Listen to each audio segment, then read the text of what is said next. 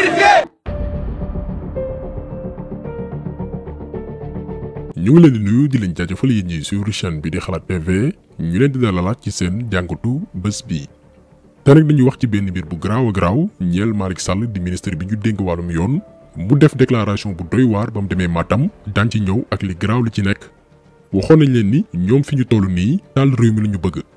ñun ñi nga xamante ni doon nañ woote révolution ndax Macky Sall loolu la xam bi ci ay kilifa rawatina sëñ Mountakha addoo di ci dox tànk jàmm la ñu teg lépp ci suuf parce que ñun suñu réew dañoo am ay kilifa te sëriñ si aussi yàlla may na leen wàllum baatin ñuy gis lu ñëwagul mais ñoom nguur gi bëgguñ jàmm defoon nañ vidéo spéciale ci seeni sorties yi mujj ak li ñuy waaj mooy bés bu ñu demee ba Macky Sall mënatul nekk candidat nguuram di waaj a nërmeelu ñu créé fi attentat ne terroriste yaa ngi ci biir réew mi événement boobu la ñuy prépareel su ko defee soldats français yi occupé dëkk bi yëpp Sénégal nekk ci crise boo xamante nii dootuñu sax waxi élection seetlu leen bu baax a baax ñen ñooy wax temps yi Aïssata Tall Sall bi ñu dénk wàllu bitim réew Antoine Diome bi ñu dénk biir réew mi Idrissa Seck bi nga xam ni carrière politique am yëpp teg dil la luubal ak wax lu dul dëgg ak Malick Sall bi ñu dénk wàllum yoon gis ngeen ñi ñëpp ñoo bokk benn discours terrorisme force occulte force extérieure force obscure même mot clé yi la ñuy employé dara nekku ci hasard la fois passée benn abonné nee nañu Xalaat TV est-ce que seetlu ngeen Idrissa Seck bi mu doon wax dafa doon lire te effectivement wax na dëgg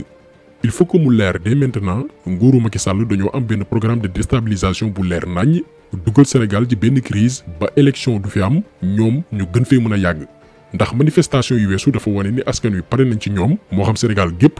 lenn moo leen dese nag pour toogaat fi créer ay attentats en complicité avec la France ne terroristes yaa ngi Sénégal lii la ñu bëgg a leeral d'abord balaa ñuy avancer.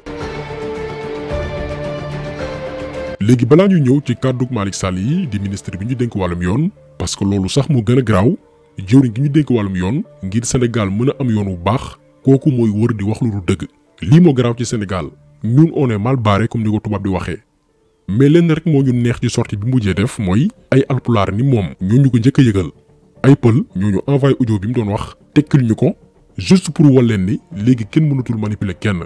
ku yaakaar ni génération bu bees bii di nga leen nax ak ay discours yu jëm ci wàllum xeet yaa ngi nax sa bopp mais balaa ñu ñëw ci audio bi dañ leen di xamal d'abord Malick Sall yàgg na wax lu dul dëgg jikkoom la ñun on se demande kii est-ce que mi ngi xalaat njabootam est-ce que mi ngi xalaat aussi yàlla ndax moom du xale Malick Sall am na 65 ans juróom benn fukki at ak juróom moo mag Macky Sall âge bi mu am normalement boo ci tolloo ci nga war a gën a xalaat yàlla di sóoraale yomal xiyaam di wàññi bàkkaar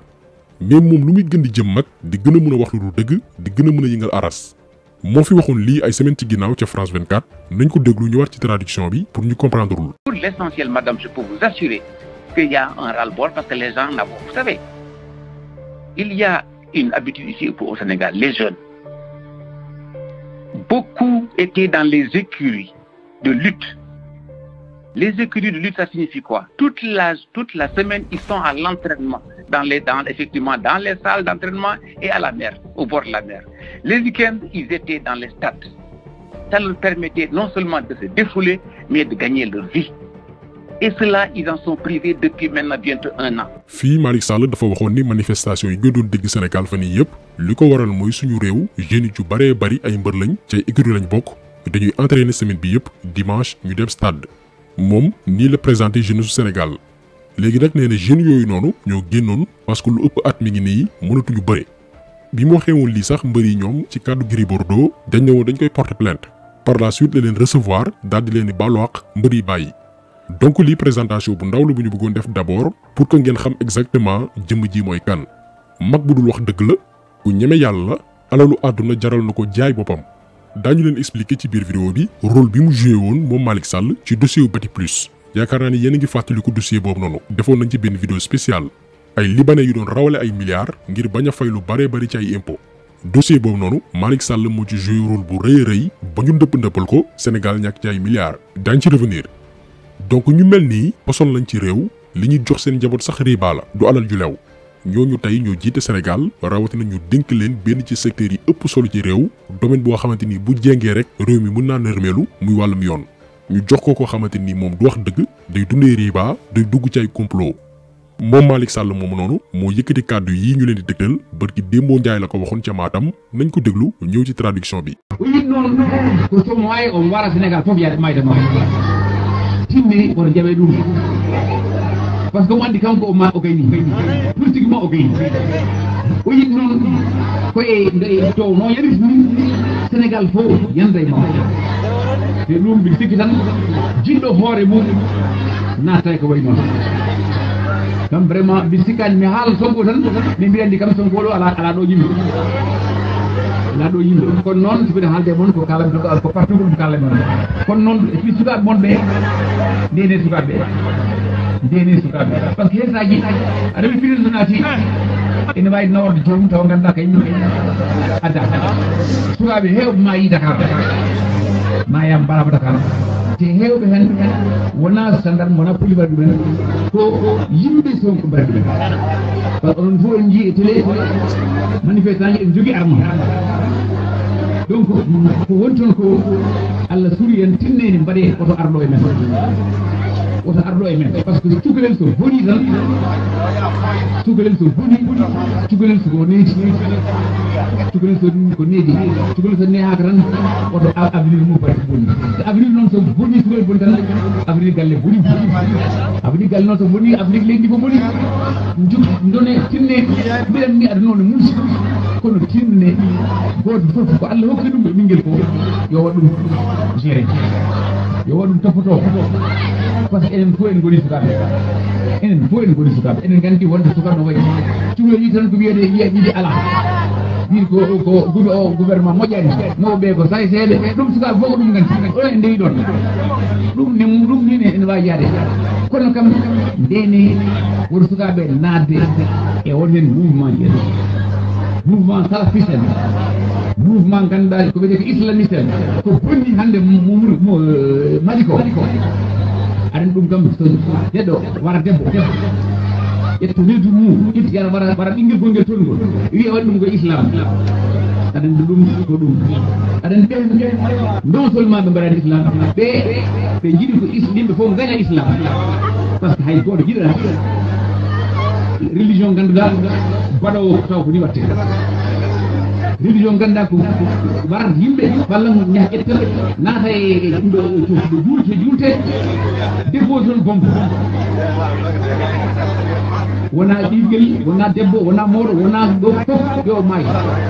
te ɓen to warata ɗo ko julɓe warata ɗumen te ɓen mbiya ko julɓe ɓen mbiya ko julɓe tinne ɗe on islam wotana ɗo par ce que enen kam islam enen gandi ko enen jeeyi ko wona islam Afrique Sénégal fof ko ɗo ummi woto neɗɗo fuuton ha nanno on gaddage ko oɗo islam ɗum wona islam ɗum koye sayagal fii nii ci tënk nee na gaa yi xam ni Ousmane Sonko deewu sénégalais yëpp la bëgg xam ne ni instant bii mi ngi ci guute ci wàllum politique mi ngi ci ay jafe-jafe léegi nag sénégalais yëpp la bëgg yóbbaale sacrifier leen mu ne nag képp ku bëggal lu baax Sénégal waroo ànd ak moom mu dolli ci ne leer na ko ni fii ci Fuuta kenn àndul ak moom mais di leen ñaan ngeen bàyyi xel ci xale yi ndax mën nañ leen yóbbaale moom Malick Sall mooy wax ba tey mu ne ndaw yu bari dee nañ Dakar mais jàpp leen ni li ëpp ci ñoom police rayu leen gendarmerie rayu leen mais ay partisans Ousmane Sonko ñoo leen ray mu dolli ci ne ñun jaar nañ ci ndaw di kaas ak yu ni mel mais nañu moytu jeunes yi dugg ci ay mouvement salafiste ak islamiste ndax yu ni mel moo am Mali dañuy sax fekk jigéen ju biir ñu dindi la momb ci turu l'islam noonu itam la ñuy duggee ci ay bërëb di taal ay ndell di rey ay jigéen di rey ay xale ki mag mooy wax ba tey mu ne bu ñu nangu xeetu l'islam boobu noonu bëgg a dugg suñu réew ñoom xeetu l'islam bi ñuy wax du dara lu dul wàllum banditisme ñun kenn duñu jàngal islam ci tënk lii la Malick Sall yëkkati woon ba mu demee woon Matam buñ ko déggee nag muy kàddu yu doy waar te dangereux pour suñu stabilité réew mais lenn rek moo ñu neex ci mbir yi donte li mu wax métti na ñëpp mais dafa am benn mbir boo xamante ni daf ñu rendre fier nekk sénégalais mooy ay pël ñoo ñu envoyé audio bi ne alerte leen sénégalais yi nga xamante ni nii xamuñ ndax duñu nangu ku ñu xaajale te ñu envoyé audio bi yëpp ku ci nekk xamante woo ak sa morom te bu ñu comparé ku ci nekk ni mu tekkee ay kàddoom benn la même kàddu yi lañu wax. li tax loolu neex ñu mooy ñoom nguuru Macky Sall seen campagne gi ñuy mëne ngir manipuler suñu yaay ak suñu papa yi nekk Fuuta du jàll parce que lu ñu wax foofu noonu sa ëllëg sa Sénégal yëpp jot si donc ñoom bu dee ni ci wàllum xeet lañu bëgg a jaar pour taal Sénégal nañ noppal seen bopp te xam ni seen plan yàqu na yàgg na ñun Sénégal kenn duñu diviser te képp ku koy jéem itam suñu borom dalay toroxal loolu suñu maam Abdou Aziz Sy Dabakh yàlla na yàlla yokki leeram moo ci defoon ay ñaan te ñoom ay nitu baatin lañ seen ñaan du saay ku bëgg a taal Sénégal yàlla daf lay toroxal bala ngaa dee te Malick Sall actuellement loolu moo ko dal torox mënul weesu magum jëmm dem ba am 65 ans juróom benn fukki at ak juróom sa benn tànk mi ngi yoomal xiyam benn mi ngi caadu na nga am ay doom ki sët xale yu ndaw di la saaga ci internet bi parce que doo wax dëgg kii kan moo ko gën a torox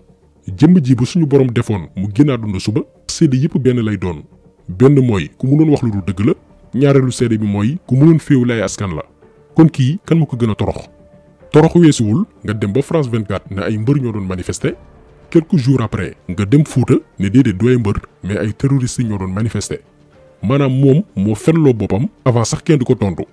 kii dafa soxla ay ñaan ndax daraay ragal yàlla newul ci moom en tout cas bu dee ni mi ngi julli di woor na dellu tuubaat te xam ne amul benn njeexital ci imaanam. léegi nag li tax ñuy alerter mooy nguuru Macky Sall instant bi ci tànku taal Sénégal la ñu nekk ñun en tout cas ñoo ngi préparé benn vidéo boo xamante nii dañuy revenir leeral naka la France utiliser ay moyens ba taal yi ni dëkk ci Afrique francophone Mali bii ci la bokk ñoom ñoo ko taal ne terroristes ya ko def alors que ñoom ñoo ne ci ginnaaw même pexe yooyu la ñu nekk di tëgg actuellement Sénégal te bu ngeen seetloo ñen ñooy piloté programme boobu noonu mooy ñi yor yenn poste yu mag yi ki ñu dénk wàllum bitim réew ki ñu dénk biir réew mi ak ku ñu dénk wàllum yoon seetlu leen bu baax a baax profil yi bu ñu yeggee sa cappaandaw ga buñ ko tëggee ba mu ñor Aïssata Tall Sall mooy dem France ak ci ay organisation yu mag a mag ne leen Sénégal dafa nekk ci danger dañoo soxla ndimbal intervention Antoine Diome mooy coordonné état de siège bi nga xamante nii mooy tëj bépp sénégalais ne leen terroriste yaa ngi ci biir réew mi dara dootul mel comme avant daal di annuler élection yépp Malick Sall daal di légaliser loolee lépp nag ci wàllum yoon bu ko neexee sax sàkku ci procureur mu tuumaal ay nit ne leen ci ay organisation terroriste la ñu bokk lii la nguuru Macky Sall di waajal. moo tax la fois passée ñu ne tey la ñu war a gën a booloo ñun sénégalais yi pour jàmmarloog noonu Sénégal yi nga xamante nii taal réew mi la ñu bëgg pour ay intérêt purement politique booloo bi nag dàquñ ci sax ñi nekk Benno Bokk Yaakaar te Sénégal ñor leen ñu bëgg réew mi dañ leen di woo ñoom itam ñu rejoindre askan wi ngir ñu préserver image bi ñu ñëpp xamee nañu démissionné ci seeni poste farak askan wi ci li nga xamante ni nguuru Macky Sall ñu ngi koy waajal bu ñu tombé aussi ci piège yu jaxase ay xeet bi nga xam ni Macky Sall depuis bañ ko fali ci la nekk pour que fu ñu waxee Macky Sall rek ñëpp saaga pël yi alors que tey ñi gën a contre Macky Sall ay pël lañ ñi moom deful dara Fuuta infrastructure ya fa nekk yu ci bëree bëri immigré yi ñoo ko fa def ñoom ñooy dajale seen xaalis tabax ay centre de santé ak ay salle de classe ak yu ñu mel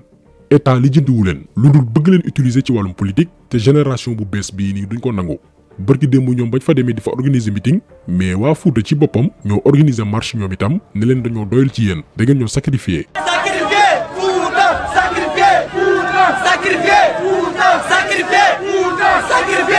nee nañu Macky Sall dafa wiir ci xeexam fii nii waa kon ñoom yi dañuy dellu ca Fuuta jàppale ko ca xeex ba waaye yéen xanaa Fuuta bokkul ci Sénégal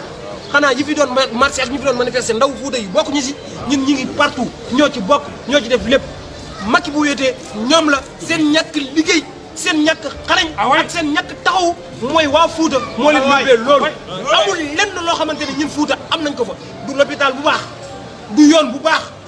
du loo xamante ni lii mun nañ ko njëriñu keroog ñu ngi génne lu toll ci koppar 54 milliards ñu ne lan dañuy jàppale mbay mi gone yee ca mbay ma waaye yéen Fuuta moom ku naan Fuuta naan suuf su bëri Fuuta mu ngi naan yambalal bëri suuf àll baa ngi noonu waaw ku naan Fuuta tamit naan dex wa ndox kay du fa jeex bañ a ba ñuy am kii nii naan daane maaye bi ñëpp lu nga koy dégg mooy vallée du fleuve bi foofu mbay fa la fekk baax mbay foofu la yellool waaye déet dañ cee teggi Fuuta ndax lan seen ko kàllaama yi nga xamante ne tàmm nañ ko di ko naxee réew mi naan yaakaar ni foofu noonu am na lépp def nañ fa lépp amuñu dara. On en a marre. On en a marre. Oui. De ces bandits qui sont venus créer le chaos communautaire. image yi nii RTS du ko mës a wan askanu Fuuta ci boppam ñoo doyal ci Macky Sall jeunesse su Fuuta ci boppam ñoo nangootul ku leen di utiliser te amaloo njariñ seen dëkk donc bu ñu nangu xaajale entre xeet bi nga xamante ni nguuru Macky Sall ci la nekk parce que ñoom actuellement loolu kese moo leen dese comme arme xam ne ni dëkk bi yëpp suur nañ leen léegi nag ëllëgu ñu am ngor parce que ñun may nañ leen ñu ne leen yeggali leen 2 ans yi leen dese bu ngeen ci noppee ngeen abal ñu ne ñoom daal faaw ñu taar réew mi balaa ñuy dem lii daañ ci revenir at ci ni mu gën a yaatoo parce que li ñu des ak Macky Sall faaw ñu demee ci ak xel ba ci manifestation yi ñun suñu position mooy nañ ko bàyyi ba ci kanam parce que ci yooyu la ñu bëgg profitoo ñoom pour def seeni crime nañ ci bàyyi xel bu baax a baax actuellement buñ leen ko may parce que ci campagne boobu la ñu nekk nañu continuer sensibilisation bi ba sénégalais yépp comprendre li nguuru Macky Sall di waajal pour ëllëg lu mënti xew ñu xam ne ñoom la. Malick Sall moom pour ñu ko xamul bu baax a baax jàpp leen ni yàgg na bokk ci ay Sall Boulot mooy avocat yi nga xamante nii tax nañ jeunes yu bëree bëri yu nekk fac droit bëggatuñ exercer métier bii d'avocat muy liggéey bu noble nag parce que ñu mel ni moom dañ ko dañu yàq métier bi complètement ci ay teg deal ci ay wor ci wax lu dul dëgg seen carrière yëpp lii la. yéen a ngi fàttaliku vidéo bi defoon ci affaire Bati Plus entreprise libanaise boobu nga xam ni dañ doon rawale ay milliards chaque année te kenn xamul woon fu mu doon jëm waa Bati Plus boobu noonu cabinet avocat wu maître Malick Sall moo leen di conseiller ay partenaires lañ parce que moom Malick Sall avocat d'affaires la normalement bi scandale bi amee woon dafa waroon démissionner ndax mënoo nekk juge et partie mënoo nekk ministre bi ñu dénk wàllum yoon te entreprise bi ngay liggéeyal ñu daal di koy cité ci ay luubal mais dafa lànk ne moom du démissionner moo tax bettul kenn lu tax dossier boobu noonu ñu daal di koy classé mujjul fenn parce que moom mooy seen avocat ba noppi nekk ministre bi ñu dénk wàllum yoon noonu la ñu ndëppale dossier bi alors que ñoo ngi doon wax des milliards yoo xamante nii dafa doon rëcc état bu Sénégal chaque année. xam nga kuy jaay sa réew moom tey buñ la gisee ci ay jaxasay xeet ak féewale ak wax lu dul dëgg du bette kenn kii mooy Malick Sall nee nañ moom la ñu dénk wàllum yoon biir Sénégal kon taxaw seetlu bi tey loolu woon ñu ngi leen di gërëm di leen jaajëfal di leen di rajo incha allah beneen yoon ci beneen jàngat jaa ngeen jëf